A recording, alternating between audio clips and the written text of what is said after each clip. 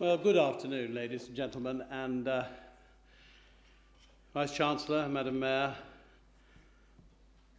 President of the Students' Union, friends, many, many friends.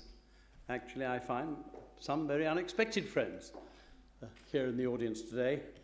And it's a particular pleasure to see so many younger folk here. I look back on my own education and think and reflect on how rarely we ever talked about the Holocaust or what had happened much more recently than is the case now. It's tremendous to find so many of you here taking an interest in the events of the 1930s and 40s, which mean so much. Thank you to my hosts here at the University of Sussex and to the Centre for German Jewish Studies. As you've heard, I'm no longer the chair of the governing body at Royal Holloway up at Egham, but I worked quite closely with the Vice-Chancellor and indeed with your former Chair of Council, Simon Fanshawe, in recent years. Finally, pinching one of your Deputy Vice-Chancellors to come and be the principal up at Egham, very successfully, Professor Paul Lozelle. It's a great honour to speak to you today. It's very humbling too to do so in the presence of such a distinguished Holocaust survivor as Anita Lasker-Wallfisch. At the moment, our treasured survivors play a critical part in passing on their experience and their wisdom to younger generations. And Anita has made a particularly important contribution to British cultural life since she came to this country. I don't know how many of you heard her talking about Benjamin Britten during the recent celebrations of Benjamin Britten's centenary, and she was recounting how in Bergen-Belsen she had been listening to a concert given by Yehudi Menuhin and a young man on the piano called Benjamin Button. It was a misprint for Benjamin Britten. As we gather on and around Holocaust Memorial Day, we know we're joining millions of other people around the world who are also reflecting on the significance of that terrible time in their own way and in their own circumstances. And as the Vice-Chancellor says, we must be planning for the time when we no longer have first-hand testimony to proclaim and confirm the truth of what happened. On Monday, I attended the big national event in honour of International Holocaust Memorial Day at the Queen Elizabeth II Centre in London. The day, as you probably all know, is the anniversary of the liberation of Auschwitz 69 years ago this year. It's become an iconic event, and the Memorial Day has grown in significance around the world. It's respected and honoured across the globe these days. And it is a day when we think not only about the Holocaust in the 40s, but also about subsequent genocides. And indeed, this year, as always, we had very emotional words spoken to us from those who'd survived Cambodia, Rwanda, Darfur, and Bosnia. It was a very moving occasion. And I went on from there, in fact, to a reception which the Prime Minister gave for Holocaust survivors, at which he announced the composition of the Holocaust Commission, which will recommend a more permanent Holocaust memorial and dedicated educational resource in the UK. What that actually means, we don't yet know. There's a request now out for suggestions, for thoughts about that. I mean, there's the permanent exhibition at the Imperial War Museum, there's a memorial in Hyde Park, and there are organisations up and down the country who are very actively engaged in educational work.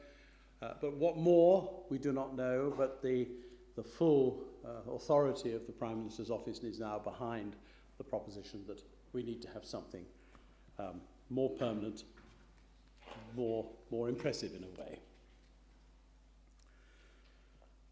In this emotional week, actually, the most emotional moment for me was attending a showing on Tuesday evening of the film Nicky's Family, which recounts the story of those 600 and more Kindertransport children who were rescued from Czechoslovakia, from Prague, in the winter of 1938-39, following Kristallnacht and the sudden realization of just how brutal the Nazis intended to be.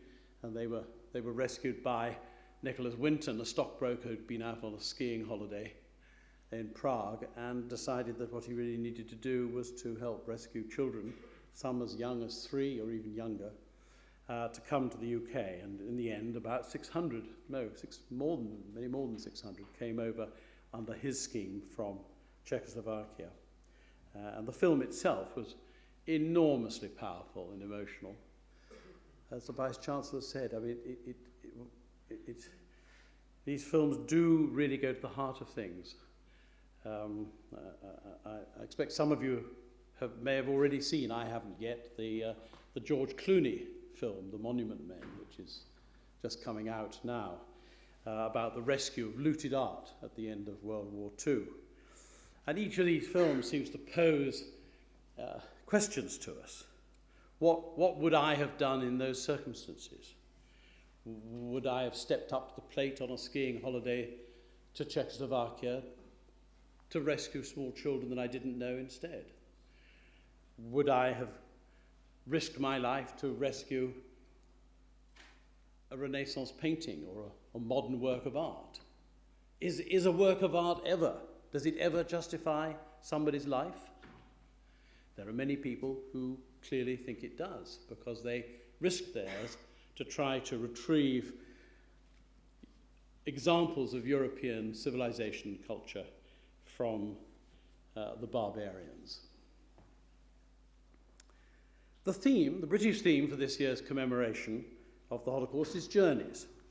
The images conjured up for us are of families uprooted and herded across Europe to a brutal end, very often in the camps to be killed, of children separated from their families on Kindertransport, of death marches from the extermination camps in Poland into Germany, when at the end of the war the Nazis tried to cover their tracks, of the occasional brave escape over mountains or rivers, and of floods of emigrants struggling to find a way out to a better life in new lands. And those are the images which brought together in the year 2000 nearly 50 governments in Stockholm to remind the world in a very powerful declaration known as the Stockholm Declaration, just to reaffirm that the Holocaust was such a catastrophe, such a collapse of civilization, that it should never be allowed to fade into history, but must remain at the front of our minds as a warning of what happened once and could happen again, unless we all stand firm against prejudice, anti-Semitism, racial intolerance, and xenophobia.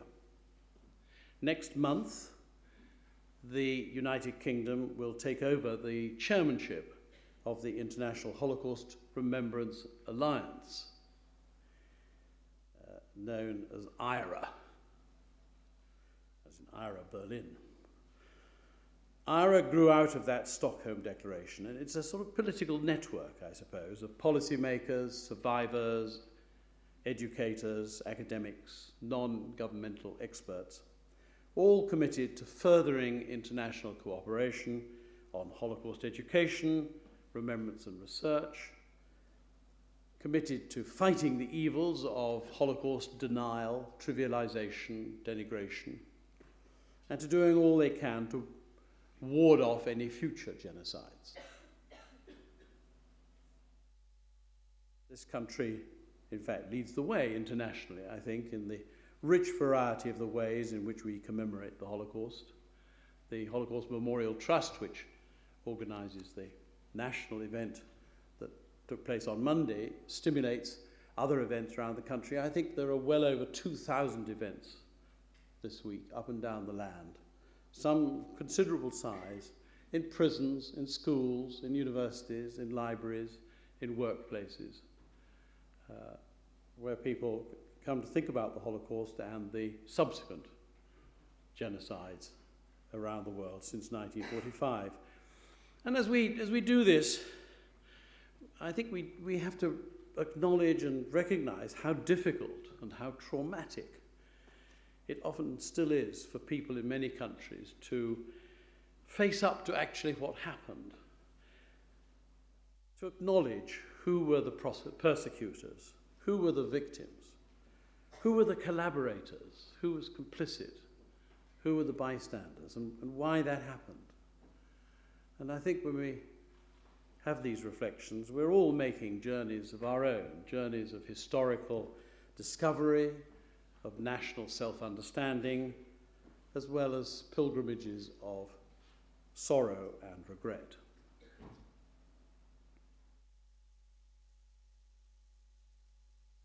When I was asked to become the first UK envoy for post-Holocaust issues about 4 years ago, I think it may have been because I had served as ambassador in Israel. I'd also lived in the 1970s in Bucharest, in Romania, a time of profound repression and difficulty in Romania under President Ceausescu. And I'd been involved in the 1970s in one of the really path-breaking conferences of modern times, known then by the rather cumbersome name, the Conference on Security and Cooperation in Europe. It produced it was supposed to last 3 weeks, it lasted 3 years, and we brought out the Helsinki Final Act, which was a major, major blow to Soviet control of Eastern Europe. It loosened the shackles in the Warsaw Pact and led more rapidly than we might have expected to the end of the Cold War. And so it's my task not only to be now the British representative, but actually to chair the international alliance, which from next month for a year, with this task of preserving the memory of the Holocaust and those who perished, honouring those who survived, had the resilience to survive, remembering the heroism of those who came to their aid, regardless of personal danger, studying and researching what happened so that we can have as complete an understanding as possible of the history to pass on to future generations and to draw the appropriate lessons. Because the Holocaust is the paradigm of genocide. It's the most extreme example we know. People often say it's unique. Sadly, it's not unique, either in pre-World War II times or post-World War II times. It was unprecedented in its scale and callous brutality, and was the culmination of centuries of hatred and prejudice. But the reason why we continue to study and teach what happened is because the Holocaust came out of the well springs of European society. We saw a repetition in Bosnia. We can see all over Europe the way in which the Roma and Sinti, the Gypsies, still endure persecution. We see that anti-Semitism is on the rise in parliaments, in comedy shows, on the football terraces, on the football pitches. It pervades the internet and it poisons the minds of the young. The atavistic urge to purge the world of people who are not like us is a terrible indictment of the human race. We saw it in the treatment of First Nations in the Americas and the practice of slavery in Africa. We saw it in the French Revolution when the guillotine rolled. We saw it practiced by the fanatical supporters of Marxist-Leninism in Russia, in China, in Cambodia. We've seen it in the heat of battle in Bosnia, in Rwanda, in Sudan, and now in West Africa. We see the same passions aroused across the Middle East in the Muslim world, just as we saw it in the days of partition in India. Just consider the attacks on Christian communities in Egypt, in Syria, in Pakistan. Each time, we wake up late and wish we had acted sooner. So this is the challenge of how we should go about preventing future genocides.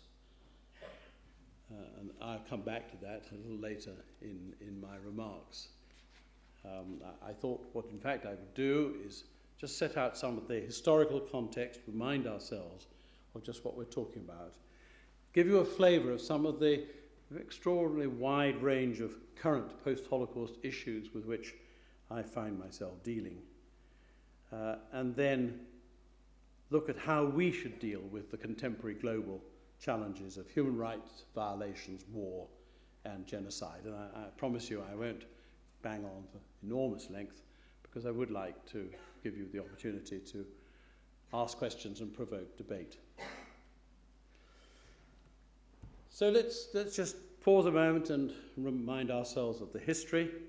The Holocaust era is generally held to mean the years between 1933 and 1945 in Europe, when the Nazis systematically sought to displace Jews and other undesirables. Undesirables, that means political opponents, criminals, intellectuals, trade unionists, homosexuals, gypsies, the handicapped. Displaced them from the expanding German Reich, and eventually determined to destroy the Jewish race entirely, wherever it was found, through exile, starvation, mass killings, and extermination camps on an industrial scale. Scholars, though, are showing now that in the confusion after the war, the agony of the Holocaust lasted later still than 1945. The years after World War I were politically and economically fragile. There was a lot of unhappiness with the settlement. I've just been a few months ago in Budapest talking about Holocaust and anti-Semitism, and everybody I spoke to me sat me down and said, you've got to start with the Treaty of Trianon in 1920, when the Hungarians lost such a large part of their territory. That rankled then, it rankles still. After Hitler came to power in 1933, he wanted to purify German society, as I say, and restore its pride and unity. He saw the Jews as a particular threat. They were progressively deprived of their civil rights. Their shops were boycotted. They were disbarred from the legal, medical, academic professions and from government service. They were persecuted, physically attacked, imprisoned, starved, and eventually murdered. At first, Hitler's objective was to rid Germany of Jews and to go on to defeat the Soviet Union, which he believed was led by the Jews and populated by a Slavic underclass.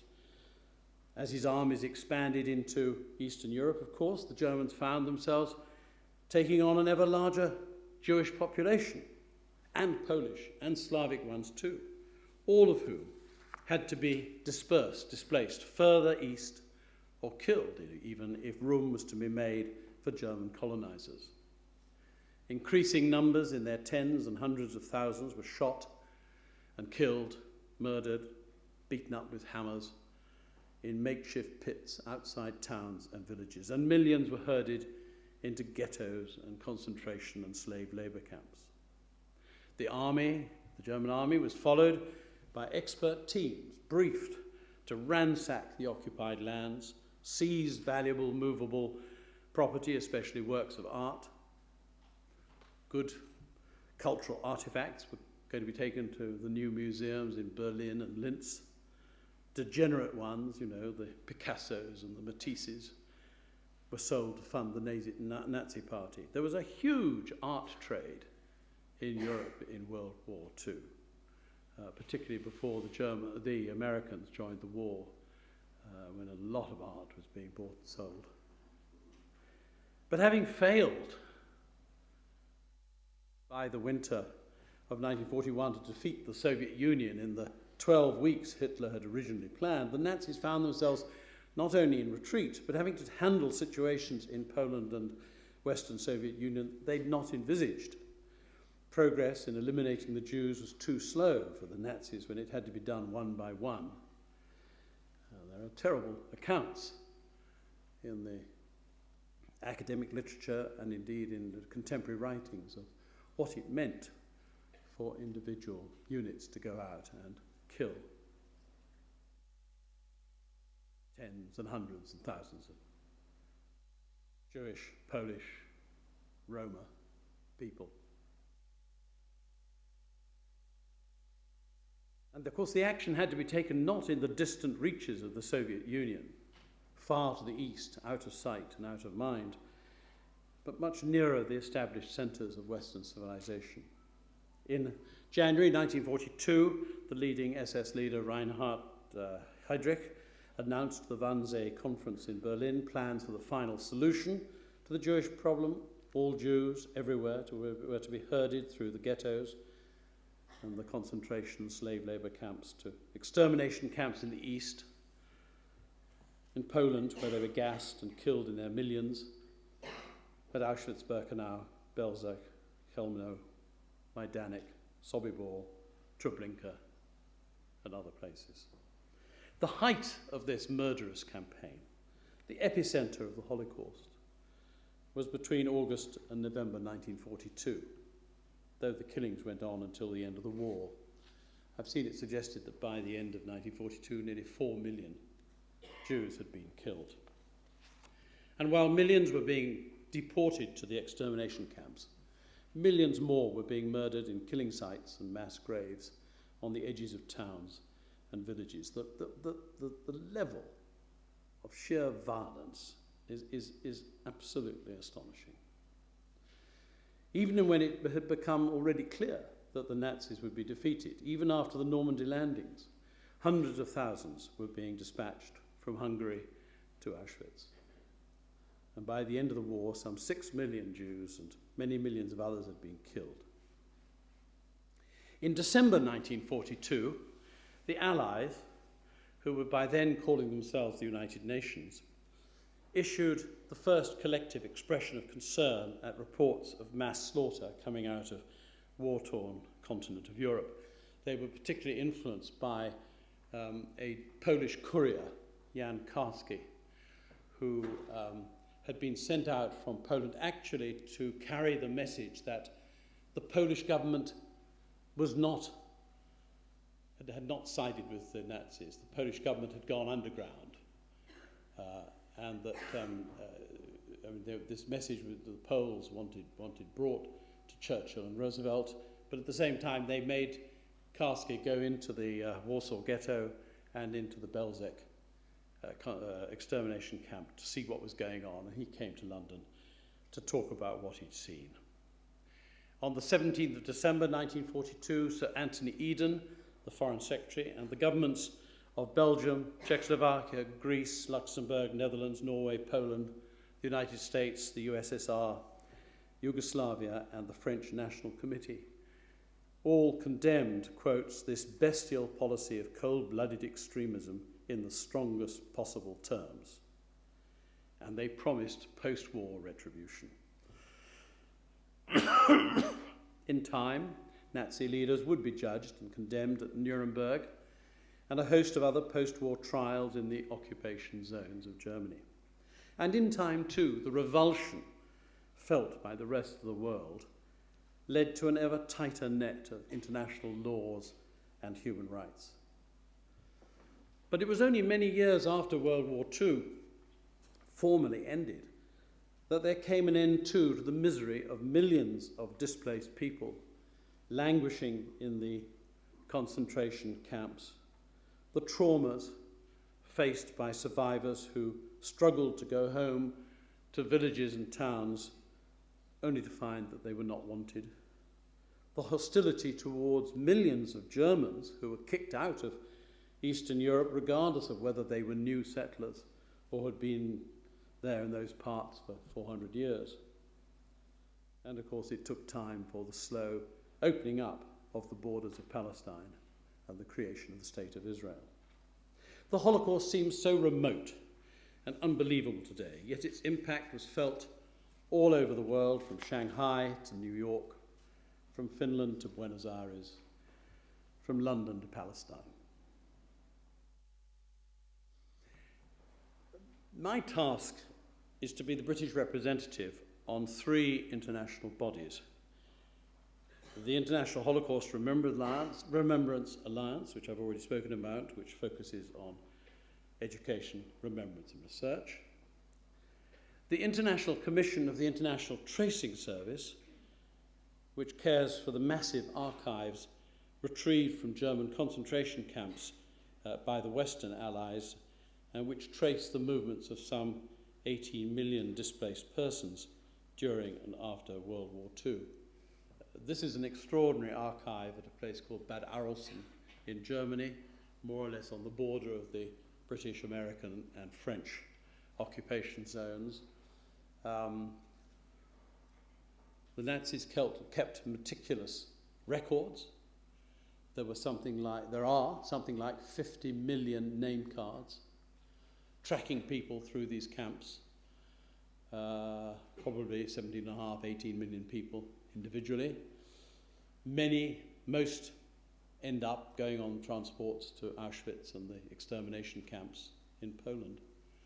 And that's when we lose track of them. But for the years after the Cold War, this was the centre for family reunification, for tracking down what had happened to people. The work still goes on. It was run for many years by the International Committee of the Red Cross. And there are, 30 million tracing files, all of which are slowly being digitized and can be accessed now through the Wiener Library in London. We're going to turn this archive now, we're going to open it up into public gaze as a public resource centre, a public research centre. There's a very dramatic story to be told, both of wartime and of post-war efforts to find people new homes. And of course, because it was the Cold War at that point, because we were standing up to Stalin and the communists, both the Americans and the British and on one side and the Russians on the other, Soviets on the other side, were desperately keen to use this archive to find out who actually was a refugee and who actually was a Nazi deserter, to try to sort of vet people that they wanted to get over into their own countries. It was quite a battlefield of the Cold War. So that place exists. It's a terribly difficult archive to get hold of. There are 800 ways of spelling the name Abramovitz. Different languages, different spellings. You work it out. You're mathematicians. I'm not, but anyway, 800. And it's the people who understand that archive are actually housewives from the villages around the place who dedicated their lives to understanding how this archive works. Very flimsy records on bits of laboratory paper and wartime material, as well as formal cards which were rescued. Not all of them were rescued, of course. Many were destroyed in the fighting. And the third body that I'm involved with is known as the European Shoah Legacy Institute in Prague. It hasn't been terribly successful. It seeks to coordinate work on some of the other residual issues of such importance, including social welfare for Holocaust survivors, restitution of property and cultural treasures. Of course, a lot of the work done since the war to support Holocaust survivors has been done through some of the organizations that operate in New York, the Jewish Claims Conference, for example, negotiating with the Germans and Austrians. But there have been big efforts over the years to try to find resources from governments, but also from realization of deals about property that had been taken away during the war, before the war, and to try to monetize those and help survivors around the world. The Germans, to their everlasting credit, have made tremendous amends immediately after World War II, and we shouldn't underestimate just what huge sums of money were involved and have been distributed around the world. But of course, it's never enough. Mega deals actually were also struck at the end of the Clinton administration when the United States did some sort of brokered some negotiations with not only the Germans and the Austrians, but also the Swiss and the French. And that had a profound impact. They were able to use the fact that companies in those countries were desperately keen to be in the good books of the stock exchange in New York and Americans generally, and so put pressure on their governments to cough up more money for survivors. But that's been far less easy with the countries of the Warsaw Pact, the former Warsaw Pact, who since the 1990s have been trying to come to terms with what their obligations are in this field. And the problem in Eastern and Central Europe, I think, is that for 50 years after the war, you had communist rule which really suppressed study and teaching of the Holocaust. It was a German crime. There were no Jews around anyway, so you didn't really talk about it. And again, you meet people from Eastern Europe for whom these issues are really quite recently coming to the surface. And the problem, the challenge faced by many governments is how to corral a kind of collective political support for providing restitution and financial compensation, however inadequate, to Holocaust survivors, when actually their own populations are much more challenged by, conscious of the losses during communist times. As one poll said, what you're asking us to do is to find money for Holocaust survivors living in New Jersey or West Palm Beach, out of the pockets of Poles who have never been allowed to have private property and who struggled for so many years under communism, and whose own families, Polish Catholics or others, suffered such terrible problems. And it's that kind of debate which fuels a lot of the political tensions in Eastern Europe and makes the Holocaust still such a sensitive subject and one which arouses not only fierce passions in itself, but also fuels anti-Semitism and hostility. If you go to Hungary, for example, there's a tremendous battle going on in Hungary, really, with the right wing, with the anti-Semitic right wing, the Jobbik party, and their attempts of the right wing there to try to rewrite history, to avoid as much blame as possible for what happened in the deportation of Hungarian Jews, put the blame entirely on the Germans. In Poland, because the Jewish population was so large, the costs of restitution are so enormous. There's a kind of throwing up hands it's just impossible. How can we? It's economically not feasible to compensate people. We can't favour the Jews over the Polish Catholics. The Romanians were in denial until the about 2006, and a big commission came out and said, yes, the Holocaust had actually occurred in Romania. Romanians didn't believe that, they'd never been taught that, they didn't accept that. You go to the Baltic states, there are very few Jewish communities left. And of course, the problem is, even if these communities get back their synagogues and their cemeteries, how are they going to look after them? There isn't the population around there to manage it. So these are very tricky issues, and they're not confined to the East. I mean, it was President Chirac in 1995. Only then did the French really accept that Vichy France, that was the government of France, and it behaved very badly towards the Jews. It is difficult for all societies, and it must be difficult in Bosnia, in Rwanda, in Sudan, and other places, for people really to stand back and look unflinchingly at their history and say, well, actually we were responsible for a lot of what went on, as the Hungarians have to acknowledge. I mean, whether or not it was the Germans or the Hungarian government which was responsible in the summer of 1944 for deporting hundreds of thousands of Jews to Auschwitz, the people who put them on the trains were Hungarian policemen. So it's a difficult issue, and as I say, a lot of it's because you have a kind of clash of interpretations.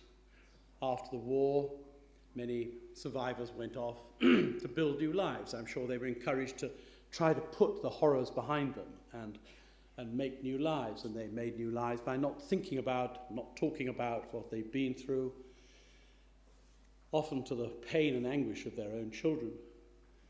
But later on, in the 80s, more and more started to speak out because they realized, quite obviously, that if they didn't talk about their experiences, nobody would believe that had happened.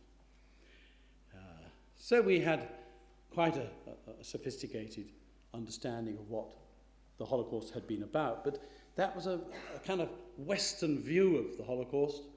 It wasn't until the end of the Cold War that the archives in Eastern Europe were opened up, that the debate opened up in Eastern Europe, and when, of course, we had, lo and behold, another genocide in Bosnia during the Yugoslav wars. And it's this sort of two different interpretations of what had happened. The West conscious of Nazism and what Nazi Germany had been doing, and people in the East conscious not only of Nazi Germany but of the brutality of Stalin, the millions of people killed under his rule and under Bolshevik and communist control.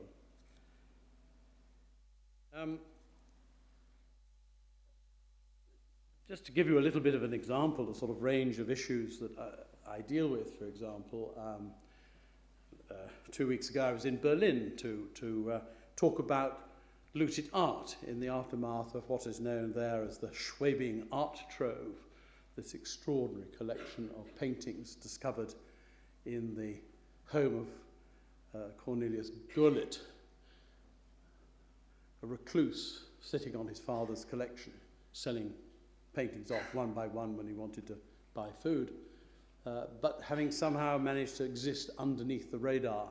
He's being investigated for tax fraud, but actually there are some serious issues there about what to do about looted art. Back in 1998 there was a Washington conference which agreed principles for the restitution of looted art. I mean, that museums and galleries should look at their collections, should publicise which bits of art were of questionable origin, should promote provenance research, should open up their archives, and governments should find ways to simplify the appeals processes. All fine and dandy. We actually, in this country, have behaved with in an exemplary fashion. We passed legislation to make sure that this was going to be possible. We set up a spoliation panel which looks at contested art troves. I mean, I have to say, we were we were cautious and canny. We made it quite clear that museums could hand back Holocaust looted art that they got, but not the Elgin marbles, thank you very much. But we've done that, and there's been a lot of work. I mean, this is natural. London is a very important art centre. But the Americans, for all their good, pious words, have found it extraordinarily difficult because most of the museums and galleries in the States are private, or not at least federal, and they'd rather see issues fought out in the courts. And of course, in the courts, everybody tries to hang on to what they've got by pleading a sort of statute of limitations. In Germany and Poland and Italy, where there was, and France, where there was a just quite extraordinary movement of art around the place, squirreled away in salt mines and chateaus and so on, and then sort of coming out into the marketplace after the war. It's very difficult to get people to open up as to what they've got. And of course, it's virtually impossible to get private owners to do this, because protection of private property is such a core part of Western civilization that you can't simply go and knock on somebody's door and say, I think that painting over your fireplace is a looted property, I'm going to put it on the internet and see who else wants it. So the real problems, and we were talking with the Germans about how to handle it. I mean, the motives are good, and I think in due course on this particular art trove, I mean, I think it will be a bit of a watershed actually in German history, but it's slow. It's a slow business. Last week, I went to Warsaw. I talked about art and property restitution there. Didn't get very far, and then I went down to Krakow to a conference that we were organising on killing sites and mass graves. I mean, a gruesome, truly gruesome subject, but one on which there are an extraordinary number of talented, dedicated volunteers travelling around Eastern and Central Europe trying to identify these places and work out what to do about protecting them. I mean, marking them.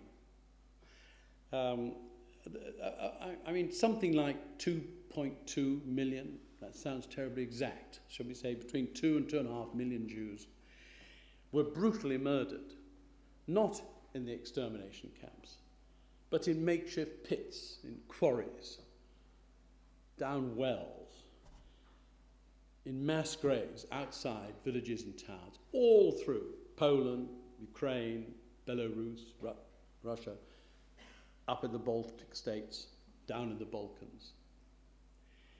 And, I mean, now most of these graves are lost to sight, forgotten. And the question is, how can they be remembered? How can they be marked and looked after in such a way that they're not then going to be pillaged and ransacked and despoiled? And what is the local reaction likely to be? Very interesting to find that again and again these volunteers said, we go to villages where the most appalling destruction had taken place and where the locals were undoubtedly compromised. They'd been the ones who were forced to push people into the pits and shoot them and so on. And again, the reaction from the older generation in these villages was, what took you so long? I mean, they've been living with the guilt of what happened ever since World War II.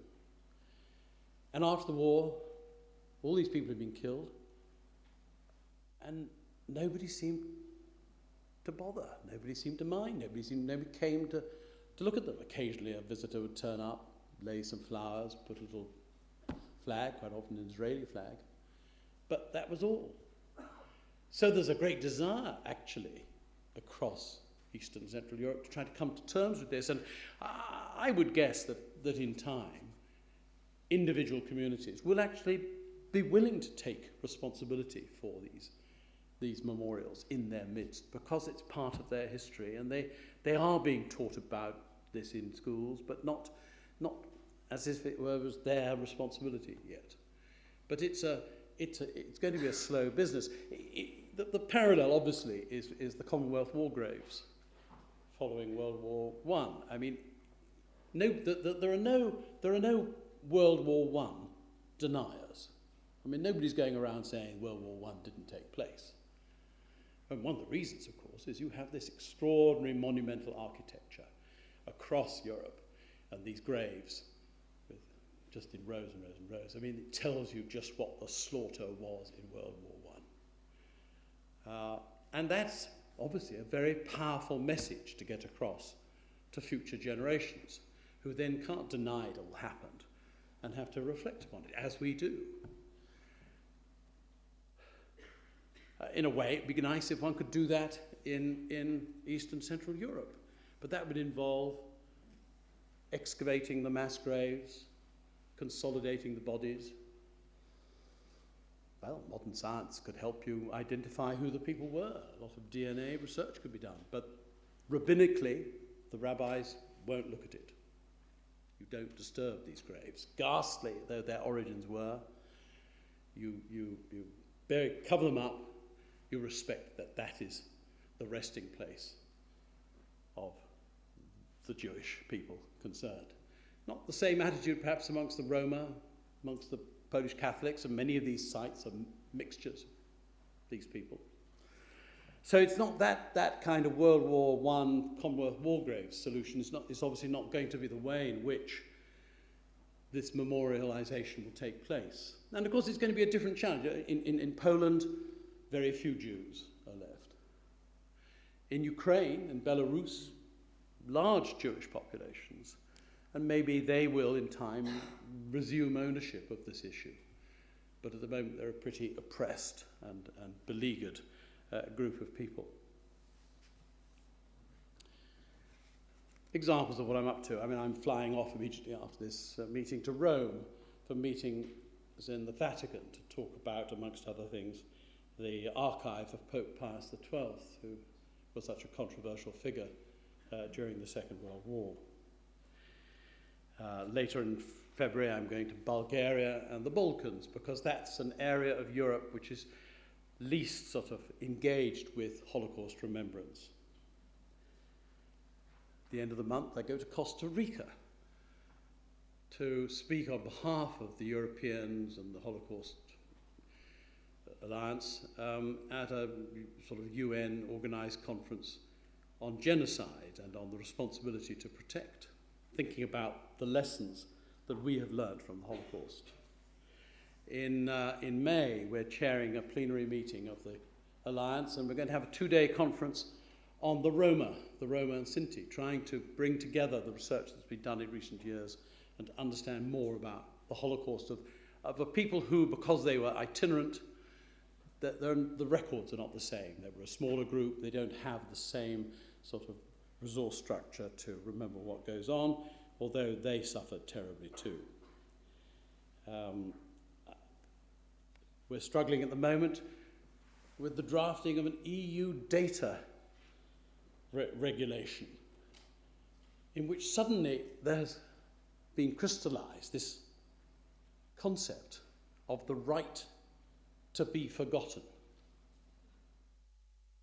a right of oblivion. I mean, the argument would be, it's a green argument, it's a contemporary European argument, that if you have, that your own personal details should be expunged from the record once the reason they were collected has been finished. And this, of course, has, not only set the medical fraternity into a great spasm, because they're concerned that how difficult it would be to manage the research if you can't refer to people's medical histories. But the Holocaust community says, well, the right to be forgotten, we're spending all our time on the right to be remembered. What is Holocaust remembrance but about lists and lists of names, of remembering these civilizations that were destroyed? So I think, there's a good example of a contemporary battle going on about finding the balance between, in this case, the right to be forgotten and the right to be remembered. And we're facing new challenges about how you teach the Holocaust in countries where the Holocaust did not take place. I mean, what is the message? Why would the young in Turkey or Morocco or China be interested? There are representatives here from Trudy Gold from the London Jewish Cultural Centre.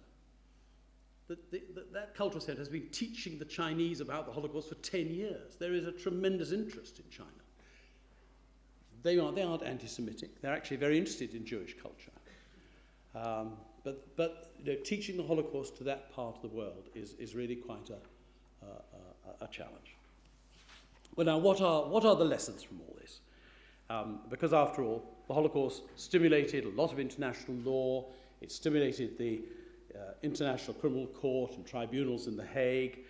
And you know, our societies generally are trying to grapple with the issue of how do you prevent genocide in the future. I think there are 3 conclusions and 3 lessons, and with that I'll close. The first conclusion is that the strongest barrier against prejudice is the ethical strength of society. Values of tolerance and mutual understanding have to be inculcated into the young and reinforced throughout life. They have to be based on a profound sense, an accurate sense of history. Research does provide us with an ever sounder basis for understanding the Holocaust. Our acts of remembrance remind us all the time how fragile our societies are, and that progress and modernity and intellectual achievement and technological advance and good intentions are no guarantee that darker instincts will not prevail. Education is the heart of it, and we must use our educational activities to give our societies the confidence to move forward in a humane and enlightened way. Material progress doesn't guarantee ethical progress.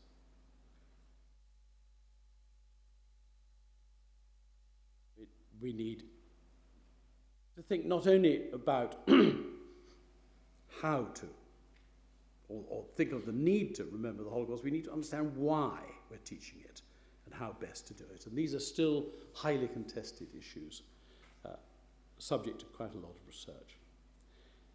The second conclusion is that we have to pay attention to what is happening and recognize evil when we see it. You would have thought that modern communications would ensure that we no longer hide behind professions of ignorance, as so many did in the past, when it was a question of the Armenians, or the Jews, or the Bosnians, or the Rwandans. We know more than ever about what is happening in Syria and in other parts of the Middle East, and yet we still can't prevent the violence. I mean, we must be realistic and see what's going on. And thirdly, we must watch the trends and look at the polls honestly and with a practical determination to take action against anti-Semitism, against Holocaust denial and other worrisome trends. The European Union has an agency called the Fundamental Rights Agency, and on the 9th of November, 75 years after Kristallnacht, they issued a very profound report on the state of anti-Semitism in Europe at the moment. They found that 3 out of 4 people think that anti-Semitism is on the rise. They found that 1 in 3 in the Jewish community had thought of emigrating. 46% of French Jews have thought of emigrating. There are problems in this country which are highlighted and monitored by organizations like the Community Security Trust. But the problems here, to be honest, pale against some of the things going on on the continent.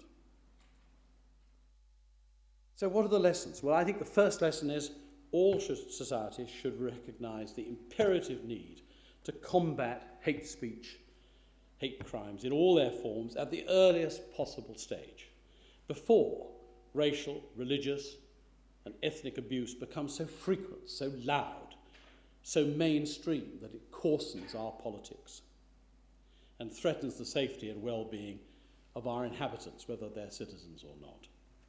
And this imperative need becomes an urgent obligation when hate speech and hate crimes threaten to turn into incitement to violence.